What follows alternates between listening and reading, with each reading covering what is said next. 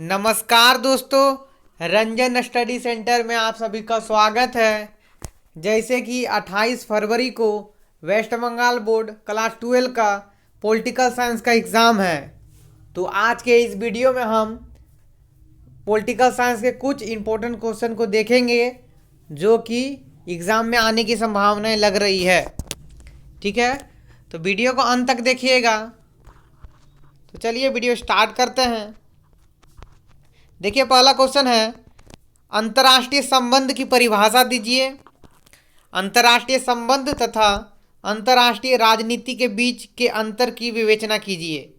यानी कि पहला क्वेश्चन जो है वो इस बार 2024 में आने की संभावनाएं लग रही है। पॉलिटिकल साइंस में लॉन्ग क्वेश्चन है जो कि है, अंतर्राष्ट्रीय संबंध की परिभाषा दीजिए। अंतर्राष्ट्रीय संबंध तथा अंतर्राष्ट्रीय राजनीति के बीच के अंतर की विवेचना कीजिए। ये पहला क्वेश्चन है, ठीक है, जो कि 8 मार्क्स का आएगा। ठीक है, 8 नंबर का आएगा। पॉलिटिकल साइंस में जो लॉन्ग क्वेश्चन रहेगा वो 8 नंबर करके रहेगा। तो आप लोग उस तरह से आंसर लिखिएगा बड़ा करके, 5 नंबर वाला नहीं है, 8 नंबर का आएगा, तो बड़ा लिखना होगा उसका आंसर। दूसरा क्वेश्चन है, अंतर्राष्ट्रीय संबंधों के विकास की प्रक्रिया का संक्षेप में वर्णन करें। ठीक है, दूसरा क्वेश्चन, अंतर्राष्ट्रीय संबंधों के विकास की प्रक्रिया का संक्षेप में वर्णन करिए। ठीक है, ये क्वेश्चन आ सकता है या फिर अथवा में ये पूछ सकता है, दोनों में से कोई एक ही पूछेगा। अथवा में जो दिया हुआ है, वैश्वीकरण या फिर भूमंडलीकरण क्या है।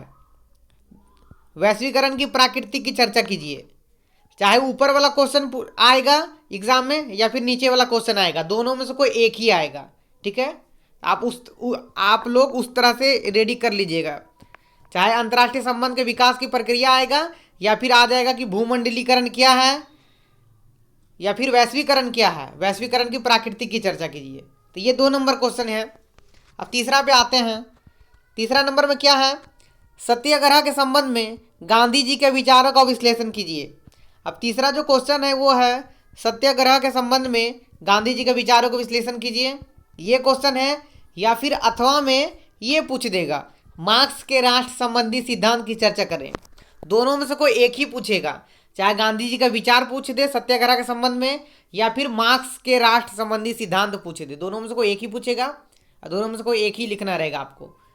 ठीक है, अब आते हैं अगला क्वेश्चन में। अगला क्वेश्चन है, भारत के प्रधानमंत्री की शक्ति तथा कार्यों का वर्णन करें। ये सबसे इंपॉर्टेंट क्वेश्चन लग रहा है और ये लग रहा है कि इस बार पक्का आ ही जाएगा, 100% लग रहा है। ये क्वेश्चन है कि भारत के प्रधानमंत्री की शक्ति तथा कार्य का वर्णन करें। ठीक है, भारत का जो प्रधानमंत्री है उसका शक्ति क्या क्या है और उसका कार्य क्या क्या है, उसके बारे में आपको लिखना है। या फिर अथवा में प्रधानमंत्री ना आएगा, नहीं आएगा, तो ये पूछ देगा कि किसी भारतीय राज्य के राज्यपाल की शक्ति तथा कार्य तथा स्थिति का वर्णन करें। ठीक है, प्रधानमंत्री ना पूछ के कभी कभी राज्यपाल भी पूछ देता है, तो हो सकता है प्रधानमंत्री ना पूछ के राज्यपाल पूछ देगा। तो क्या लिखा रहेगा क्वेश्चन में, किसी भारतीय राज्य के राज्यपाल की शक्ति, कार्य तथा स्थिति का वर्णन करें, ये लिखा रहेगा। यदि क्वेश्चन में राज्यपाल ना लिखा रहे तो उस देख लीजिएगा, गवर्नर लिखा होगा तो इसका उत्तर यही मिल जाएगा। राज्यपाल को ही हम लोग गवर्नर बोलते हैं। तो क्वेश्चन घुमा के भी दे सकता है, राज्यपाल ना पूछ के पूछ देगा किसी भी भारतीय राज्य के गवर्नर की शक्ति, कार्य और स्थिति का वर्णन करें। इस तरह से भी आपका क्वेश्चन पूछ सकता है। अब अगला क्वेश्चन है, लोकसभा के अध्यक्ष की शक्ति तथा कार्यों को लिखें। अब अगला जो क्वेश्चन है वो है, लोकसभा के अध्यक्ष की शक्ति तथा कार्य को लिखें। ठीक है, अब उसके बाद अगला क्वेश्चन है, एक सदनीय या फिर द्विसदनीय विधायिका के पक्ष एवं विपक्ष में तर्क लिखें। इसमें भी दोनों में से कोई एक ही आएगा, चाहे एक सदनीय का पूछ दे या फिर द्विसदनीय का पूछ दे, दोनों में से कोई एक ही सदन का पूछेगा। क्वेश्चन इस तरह से आएगा कि एक सदनीय विधायिका के पक्ष एवं विपक्ष में तर्क लिखें। ठीक है, एक सदनीय का पक्ष विपक्ष में तर्क है या फिर द्विसदनीय विधायिका के पक्ष एवं विपक्ष में तर्क है, दोनों में से कोई एक ही आएगा। अब अगला क्वेश्चन है, उच्च न्यायालय यानी कि हाई कोर्ट के संगठन तथा कार्यों को लिखें। यानी कि ये हाई कोर्ट वाला प्रश्न है कि उच्च न्यायालय के संगठन तथा कार्यों को लिखें। या फिर कहीं कहीं उच्च न्यायालय ना पूछ के हाई कोर्ट भी लिखा रहेगा, इंग्लिश में लिखा रहेगा हाई कोर्ट, या फिर इंग्लिश में ना लिख के हिंदी में भी लिखा रह सकता है।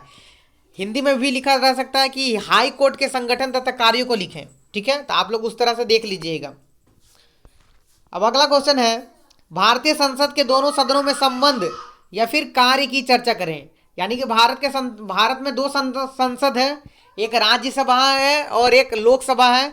तो दोनों सदनों के बीच जो संबंध है उसके बारे में आपको लिखना होगा और उसका कार्य लिखना होगा। ठीक है, राज्यसभा और लोक, या फिर क्वेश्चन ये भी पूछ देगा, जैसे यहाँ पर क्वेश्चन हम दिए हैं कि भारतीय संसद के दोनों सदनों में संबंध या फिर कार्य की चर्चा करें, ये क्वेश्चन है। लेकिन वहां पर क्वेश्चन घुमा के ये पूछ देगा कि भारतीय संसद में लोकसभा और राज्यसभा के बीच संबंध की चर्चा करें, या फिर भारतीय संसद में राज्यसभा और लोकसभा के कार्य को लिखें। इस तरह से भी क्वेश्चन पूछ सकता है। ठीक है, अब ये पूछेगा, या फिर अथवा में देखिए क्या लिखा हुआ है। अथवा में लिखा हुआ है भारतीय संसद में कानून बनाने की प्रक्रिया का वर्णन करें। यानी कि भारतीय संसद में जो कानून बनता है उसका किस किस प्रक्रिया से वो गुजरता है। कानून जो है वो कानून जब बनता है तो वो किस किस प्रक्रिया से होकर गुजरता है उसके बारे में आपको डिटेल में लिखना होगा। यहाँ पर क्वेश्चन में ही इस तरह से लिखा हुआ है कि भारतीय संसद में कानून बनाने की प्रक्रिया का वर्णन करें। यानी कि पूरा डिटेल में आपको प्रक्रिया का वर्णन करना होगा, क्योंकि 8 नंबर का क्वेश्चन है तो उस तरह से आपको उत्तर भी लिखना होगा, बड़ा करके लिखना होगा। ठीक है, 5 नंबर का ये क्वेश्चन नहीं है, ये 8 नंबर का है, तो उस तरह से आप लोगों को बड़ा करके लिखना होगा उसका उत्तर। ठीक है, छोटा करके नहीं लिखिएगा। तो ये रहा कुछ इंपॉर्टेंट क्वेश्चन पॉलिटिकल साइंस का। आशा करते हैं होंगे कि आप लोगों को ये जो वीडियो है वो पसंद आया होगा। आपको यदि वीडियो पसंद आया होगा तो चैनल से जुड़े रहिएगा। ठीक है, धन्यवाद।